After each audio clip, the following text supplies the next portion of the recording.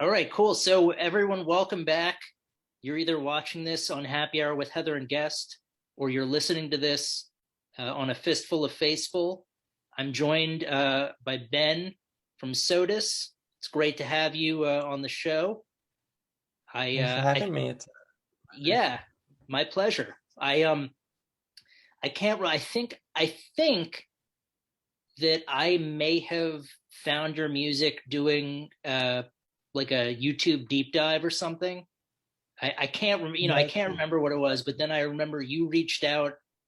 I think I may have played a demo hmm or something, and then you reached out and suggested playing the single that's currently out now. If you get the chance, I would say probably press pause on this and go listen to Between the Hours by Sodus. It's going to be off of the upcoming debut album called hold on, I've got it right here. A pro would have had this ready. Okay. We only want the earth. And that's going to be fall of this year of 21, Yep, everything like early September. Hopefully early it's September. July. Okay, cool. But yeah, And yeah, and so this is a one person like do you obviously you write all the songs, but do you play all the instruments as well? yep, I do all the instruments, all the mixing, mastering, everything is I do myself. Gotcha. Yeah, I mean it's one of the wonders about being able to record or play music at this time is that if you're savvy, all of the technology exists and you can do everything. But Yeah, it's amazing. Like none of this would have been possible, 15 years ago, even like 10 years no, ago. I remember there's a great movie called Monsters. It was the debut of the guy who would go on to direct Star Wars Rogue One, Oh, and okay. it's a really cool idea. It's sort of like aliens have crashed onto Earth and they've been here for like 10 years. So there's a like a no-go zone in between um, Texas and Mexico. Mhm. And this guy needs to escort someone back to her father, and they've got to go through the no-go zone. Um, and the guy made the movie because he was really interested in special effects. So he would shoot during the day, and then that night he would go on his laptop and create all the special effects. And he Oh, wow. said he said, like 20 years ago, making Jurassic Park, you needed to have like a warehouse full of computers to do the. He's like, Right. now all you need is you get your laptop and Adobe After Effects, and you can do the same. So that's really cool that you're able to do something as all. And again, I think I may have said this on the episode that I played the single, but the song is excellent.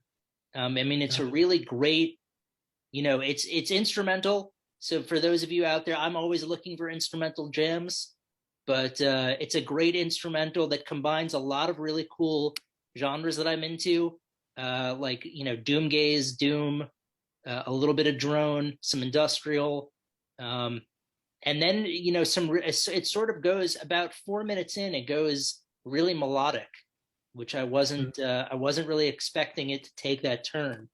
Um, but yeah, no, it's well put together. Thank you. Yeah, the idea sort of like behind the whole project, I guess, like you said, is melding genres that I'm into, like doom gaze, like industrial drums, and then like the big melodic crescendos of like post rock, like Godspeed You Black Emperor. Huge inspiration. I think you can hear it a lot in that song. Just like these sort of like three or four really simple guitar melodies playing over each other with like different panning that makes it sound like really huge. Gotcha. Yeah, I mean, I'm not as familiar with Godspeed You Black Emperor, but and most of my sort of industrial or drone sort of things tend to go more dissonant. hmm So that's why it was such a nice surprise. to kind of hear something that went more melodic and a little bit in a different direction than I would have expected. Yeah, Certainly, that's really interesting. but no, it was one of those things where all of the different genres melded really well together. And it was sort of cool to have, going into it thinking a certain thing and then being pleasantly surprised and having to go back and listen to it a couple of times to sort Hmm. of I think what I would have said when I listened to it on the show was to unpack everything that's going on. I think Hmm. it's something that you have to listen to a couple times, because there are a lot of subtle nuances um, that are going on. I mean, it's a lot happening. I mean, it is an 8 minute, 9 minute long song, so there's a lot of time. But within that framework, there's still a ton of stuff that you can find. I was listening to it again tonight before I was going to talk to you, and I was discovering whole new things. So again, for those of you out there, check out Sodus. The single's out now. I know you can listen to it on YouTube. It's on Bandcamp. Um, It's streaming everywhere too, so Spotify, Apple yeah, Music, it's whatever. it's it's great. I know it's on a compilation with Fuzzy Cracklins. Hmm. So however you'd like to listen to it. It's called Between the Hours. It's a great track. Throw it on your playlist.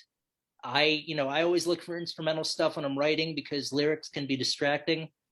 So when I find a good one like this that I can just have on in the background, it gets thrown on and repeat. So, and then We Only Want the Earth, that's the name of the album. That'll be out on the Swamp Records in, I Okay, think. it's going to be independently released. Okay, gotcha. And that'll be September possibly of 21. Um, Yep, okay, like cool. looking for like first, second weekend in September. Gotcha. Yeah, I mean, that's the sort of the benefit, again, these days, releasing it independently or mixing it, mastering it, you sort of are in control of everything. Yeah, exactly. And it's nice, like you said, with releasing it independently, it's like you really have all the time that you need to like get the EQ just how you want it, all the instruments just how you want them, and just having that freedom to release when you want, I think is really important. And ultimately, you end up with a better product, I think, in the end. Definitely. I think you know, I've been fortunate enough to publish some crime fiction where I've worked Hmm. with publishers and they've been giving me, feedback. And recently I published a memoir that I self-published. Um, and it was a different experience. There wasn't as much pressure I felt. And I could make a lot of the decisions without having to worry about stuff. So I Hmm. think I think there's, I think it's like one of those things where if the situation suits you, like obviously you're in a position where you're capable of writing the music, recording the music, mixing, mastering, putting it out. um, Having that freedom is beneficial. Hmm. So, and it definitely shows in the record. So I will be excited to hear the other songs. Now, is that, since you're a one person operation, are you planning on playing live at all, or with a Yeah, I band? think that's sort of the next step that I'm going to be working on. While because I'm starting to write the next record right after, and starting to put together a live show, hopefully, which will be interesting. I'm starting to spec out some gear because I'd like to do it all myself still, to make it, as similar to the studio record as possible. So, using drum machines live, lots of looping, and things like that. So that's sort of the next step in this journey, I think, is figuring out exactly how the live show will work. Gotcha. Well, I know there's um there's an artist that I interviewed a while back, John, whose project is called Wretch Wreche, and he's a one person operation. And then Titanosaur Jeff is another one person. Um, so I mean, if you, I can certainly put you in touch with either of them to find out maybe how they do their uh, live stuff like that. But Yeah. yeah, I mean, I'm sure it's going to work out well. I mean, the music being the most important thing is there, and you'll be able to figure it out how you want to present it to people. But okay, yeah, Yeah, I think that was certainly going to be a question moving forward. You know, if you were going to play any, you know, think about getting gigs, and you're working on another yeah. album, or Yeah, you're writing songs. I'm starting to write a bit more because I have some riffs that didn't make it onto this one, but I still want to use. Um, they just didn't quite fit with other portions that I had written. So I have sort of a stash of riffs ready. And that's where sort of my songwriting process begins, is like just starting with, I guess you could say like the doomy end of the spectrum is like writing really heavy riffs and then going from there. So yeah, I have a nice like bank to get started off of. That's great. That's I mean, that's really all you need is just a couple great riffs and some inspiration, and you can take it wherever you want. But Absolutely. but that's cool to know that, you know, you're going to incorporate, you know, hopefully incorporate some live performances at some point when you figure out the logistics. And Yeah. this album will be out in September. Um, Hmm. and you've got another album in mind that you're already working on. So that's I mean, that's great. That's the one sort of saving grace for me as a fan in the last 18 months. All the musicians I've spoken to have really been taking advantage of the time to, you know, either polish their sound or work on new music. So I think, you know, now that shows are starting to come back, and as things continue to progress, there's just going to be an influx of all this new music that's just been stockpiled for the last year. So, Yeah. Yeah. and I'm. what's great too is Heather, whose Facebook group it is, Doomgaze is her favorite genre. So Oh, now that you know, I have another band I can be like, oh yeah, no, there's definitely something you should check out right off the bat. yeah, So Heather and I will have to talk shop. yeah. No, I mean, I'm a fan of Doomgaze. You know, I wouldn't be able to list. You know, she could probably rattle off bands that she likes, and you know the whole shebang. But yeah, no, I'm sure you and she could speak for a long time just Yeah, about that it's hard. sort of It's thing. like it's a very nebulous genre, I feel like it's really hard to sort of pin down what it really is.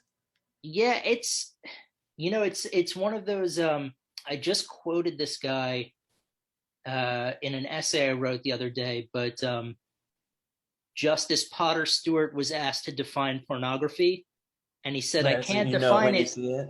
I can't define it, but I know it when I see it. It's like Doomgaze. I Yeah, can't exactly. define it, but I know it when I see it. That is So a yeah, that's an excellent. yeah. Well, you know, it's one of those. You're right, though. It's one of those things, and I find also with certain genres like that, it's not as accessible to everyone. Mhm.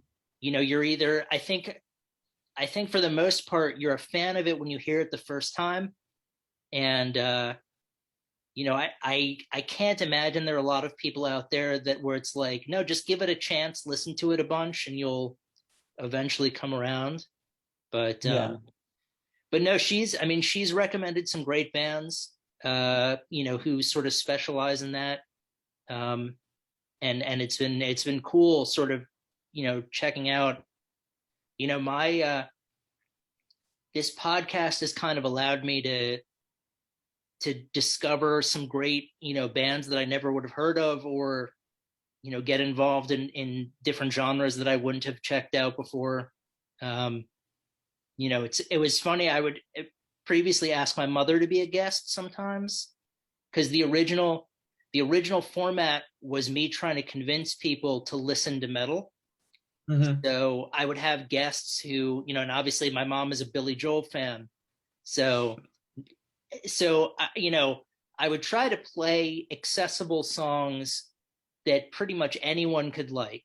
Um, you know, but I remember one time I was like, okay, we're going to listen to Ohm and we're going to go straight down the drone thing. And I just remember that was a bad, I mean, I loved it, but she was not a convert. So, but I mean, that's one of the cool things. I feel like I could play between the hours pretty much to anyone. And I feel like there's something in it for everyone, even though the composition is sort of created from these, uh, more particular, like Doomgaze is not something everyone's going to like. Industrial is not something everyone is going to like. But what you've managed to do is create a song that's going to appeal to a lot of people. Mm. So I think and you sort of did it on your own terms. Um, like I don't think the song necessarily panders to anyone, uh, Mm. but it works really well. And again, I had that like hum moment when it became much more melodic midway through. So Yeah, yeah. I think it'll be really, you know, I'm hoping to help you get this out there to as many people as possible. So, Thank you so much. hopefully more people will get turned on to Doom and Drone and all these other, Doom gays. Hopefully there'll be a kid in Malaysia somewhere that starts to listen to Sodus and has this conversation with a friend. No, man, you got to listen to this. Trust me. I heard it on I that hope. Faithful podcast.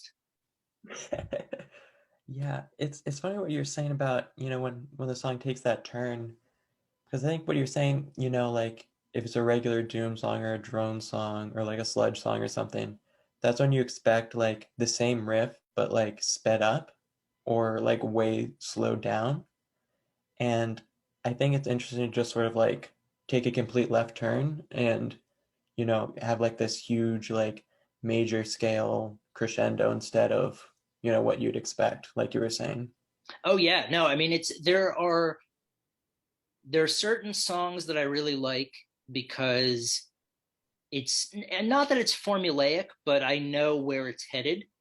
There's Hmm. something comforting about knowing, like, okay, they're gonna play this riff again, and it's going to be, really sort of this internal thing where I can hold on to it.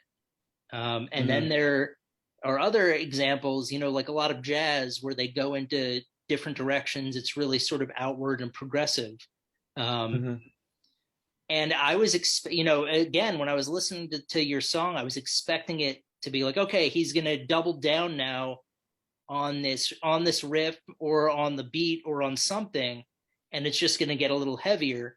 And then it just went into, a completely different direction. But it was like, wow, oh my, it was like I had discovered plutonium. It was just like, this incredible thing and it fit. That was the other thing. It wasn't like you were trying to shoehorn something in to just be clever. Like it ended up fitting really well. To the point where I was like, how is this working as well as it is? Because it's defying all my expectations. And that's what really That is blew my mind, because I was like, I got to go back and listen to this again and figure out what's going on. Um, but that's yeah, no, super I interesting. I'm really looking forward to listening to the other songs on the album. Um, if this was sort of my introduction to it, uh, just to kind of see where, like, what themes you're working with, where you go, um, if there's iterations of the same genres, within the other songs. So, Yeah, I'd say this is definitely sort of like the blueprint for the other songs. And I was very deliberate in each song. There's never a repeat in the riffs. So every like section of song, there's a new riff and new melodies. um, which I think is more going to like the post rock, post metal, where like each song has, like 5 or 6 movements rather than, verse, chorus. So that was like a very deliberate decision where each song has very distinct parts, but that still flow together. Gotcha. Yeah, I mean, I as someone whose background isn't necessarily in music, um, I still sort of knew that what you were doing was different. You know, you Hmm. weren't following the sort of standard formula. I mean, maybe you were, and I'm just not familiar with it. But I was like, okay, he's done, A, B, he's gonna go back to A now, and then it went to Hmm. C, and Yeah, I was like, exactly. okay, this is awesome. It was kind of like, wow, this is something much different than I would have anticipated. And it was since it wasn't a letdown and it actually elevated what my experience, then I was like, I got hooked. I was like a fish who got hooked. And I was like, Hmm. I'm going wherever this song takes me. And That's then awesome. I'll have to go back and listen to it again. Yeah. I mean, I don't know what your goal necessarily was when you were writing these songs. Um, but you definitely, you one of the things the song did was it surprised me in a great way to the point where I needed to go back and listen to it again to kind of continue to process everything. Hmm. And I mean, and that's why I'm sort of excited to see what the other songs are like and kind of where you go with the next album, even just to sort of chart what's happening. Um, because again, a lot of the genres you're drawing on are some of my favorites. So that Hmm. like the groundwork was already there, and then it was kind of like, okay, I'm anticipating this going a certain way, and then it defied my expectations. But that was a really good thing. So Hmm. I'm hoping that enough people out there will hear this and want to check it out. I mean, the music has the merits to warrant you checking it out anyway. Even even if you're not curious to see this quote unquote left turn I'm talking about, but hopefully that will push other people, to definitely consider getting the album as soon as it drops and going to listen to the single now. Yeah, and then because you're asking a little bit about the next album, what I'm sort of envisioning is um, just taking everything a step further, maybe a bit more experimental, like longer drone sections, longer songs in general. But I wanted to, in the first album, just make it a little bit more accessible and not make something too strange that it's going to turn people off. But I'm already starting to experiment with like new drum sounds. I've been like banging pieces of metal together and hyper compressing them and distorting them and stuff like that. So really sort of leaning into the industrial drums. Because that's sort of, if you haven't heard the song yet, that's sort of the base of all the drums is like a Godflesh, Nine Inch Nails type sound and beat. So I'm working on that, and I'd like to incorporate some like field recordings. I'm looking at getting like a micro cassette field recorder, just carrying it around and recording things because I love like samples in songs. It's like one of my favorite things, which is probably why I love Godspeed You Black Emperor so much, is like all the little interviews or like they'll record like a train going by on a cassette and it's like this super grainy, like just really weird sounding song and it just sets so much atmosphere, which I don't think can really be replicated with digital recording. Um, so yeah, I'm excited to sort of mess around with that for the next record. Awesome. Well, I mean, I think based on the one song that I've heard on this record, I think people will certainly be willing to give you the room to explore some new things and kind of experiment if you wanted to, and they'll follow you wherever you go. I mean, I will certainly be excited to listen to the rest of this album and the next one. I think it, probably it was a shrewd move to not experiment so much with the first one, and kind of lay the groundwork for everyone. But I am willing now that I've sort of heard this, it's like, okay, I'm certainly going to trust that I'll follow, the band wherever they go for the next record. Hmm. And yeah, I was gonna say the song didn't necessarily remind me of Ministry, but that was Hmm. another band I thought of, along with, 9 Inch Nails and stuff like that, but with the industrial sound. Um, Yeah, because I'm using like basically the same sort of drum machines that like all those bands used, and the drums are it's basically like four different 80s pop drum machines overdubbed over each other with like a ton of reverb and distortion and stuff, and then me just like I said, like hitting pieces of metal with a mallet and stuff. um so you'll probably recognize a lot of the sounds from like 80s and 90s industrial. gotcha. Well, again, for those of you out there, if you're into any sort of drone industrial doom gaze doom, fans of Ministry and 9 Inch Nails, Godspeed You Black Emperor, um, definitely check out the song, by Sodus. It is called Between the Hours.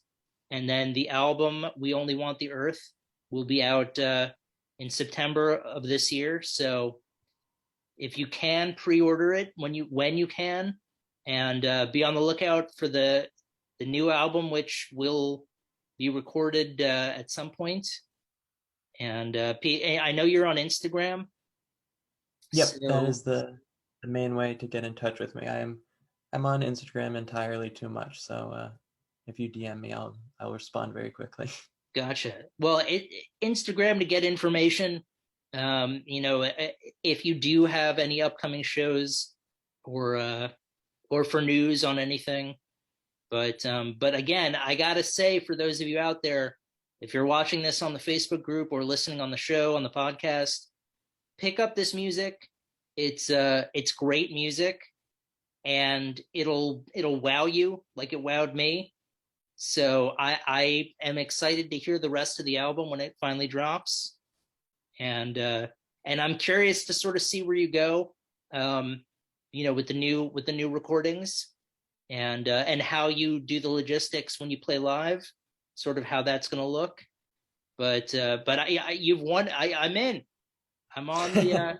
You can clear a spot on the bandwagon, because I uh, appreciate I because appreciate I'm that. in. But And I yeah, no, have to thank it's you. it's You were the first person to really to really recognize it with the demo. Like I think you found it had like 30 views on YouTube or something. I have no idea how you found it, but I got it up. do every show. I usually do a deep dive on YouTube.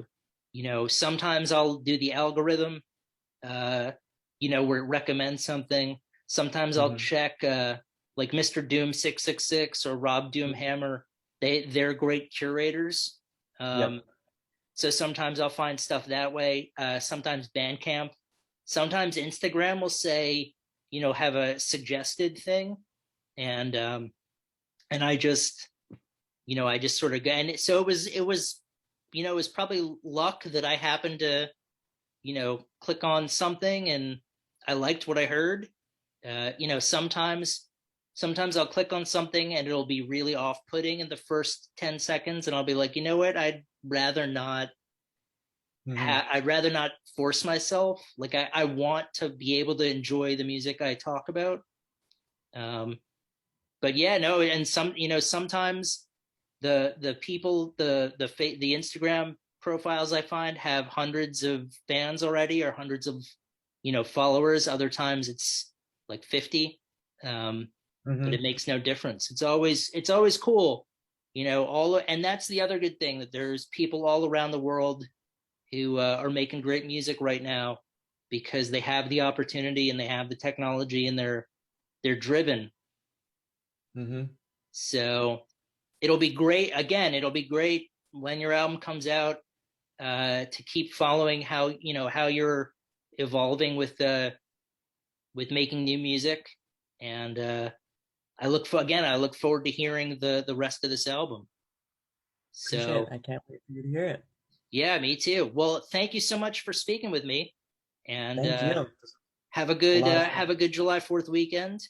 And for You those of too. you out there, pick up the record when it drops in the fall, and check out Between the Hours wherever you can find it. Have a good one. See you later, Andrew.